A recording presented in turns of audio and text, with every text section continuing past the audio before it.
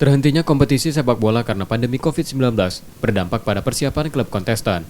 Sriwijaya FC mengakui terpaksa harus meliburkan pemainnya. Libur pemain membuat Sriwijaya FC harus memulai persiapan dari awal lagi. Terlebih sejak awal kompetisi bergulir, pasukan Sriwijaya FC sudah mencapai performa puncaknya.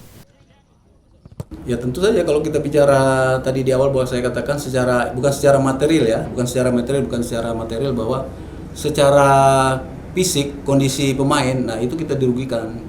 Tadi saya sudah katakan bahwa Sriwijaya itu diuntungkan dengan persiapan yang lebih awal, 2,5 bulan itu sangat mapan lah untuk menuju kompetisi.